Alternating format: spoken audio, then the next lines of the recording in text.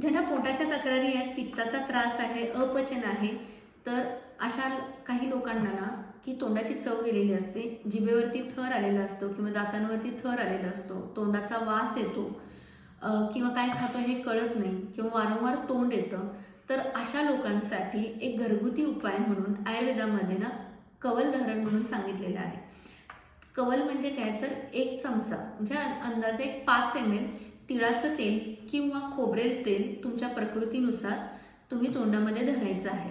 तर हे धरायचं असताना सकाळी उठल्या उठल्या हे 1 चमचा तेल तुमच्या प्रकृतीनुसार, म्हणजे ज्यांच्या शरीरामध्ये उष्णता जास्त आहे त्यांनी खोबरेल तेल, आणि ज्यांच्या शरीरामध्ये वात जास्त आहे, कोरडेपणा जास्त आहे, त्यांनी तिळाचं तेल वापरू शकता. तर 1 चमचा हे तेल तोंडामध्ये धरायचं आहे. जेवढं शक्य आहे तेवढं धारण करायचं आहे, म्हणजे पकडून धरायचं आहे. तोंडामध्ये लाळ येते आणि जेव्हा तुम्हाला असं वाटतं की आता मला ह्याच्या पुढे पकडू शकत नाही, तेव्हा ते थुंकून द्यायचं आहे. तर हे थुंकल्यानंतर ह्या तेलाबरोबर तुमच्या तोंडातली जी काही एक्स्ट्रा कफ सिक्रेशन झालेलं असतं ते निघून जातं आणि त्याच्यामुळे दात, जीभ किंवा तोंड स्वच्छ होतं आणि जे काही लाळ आपली आहे ना ती व्यवस्थित सिक्रेट होते.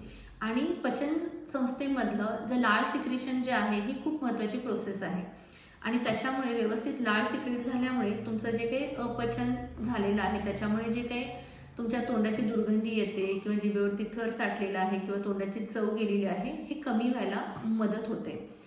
तर ह्याला मॉडर्न भाषेमध्ये ऑइल पुलिंग म्हणतात. तर ऑइल पुलिंग हे तुमच्या पचनाच्या त्रासासाठी किंवा तोंडाची जी चव गेलेली आहे तर त्याच्यासाठी तर उपयुक्त आहेच आहे, पण तरी पण दाताच्या तक्रारी असतील किंवा दात वारंवार किडणे, दातावरती पिळसर थर येणं ह्याच्यासाठी पण ते फायदेशीर आहे. पण जर नियमित जर तुम्ही ऑइल पुलिंग किंवा हे कवल धारण केलं तर तुमचा स्किन टोन पण चांगला होतो आणि डोळ्यांचं आरोग्यही खूप चांगलं राहतं.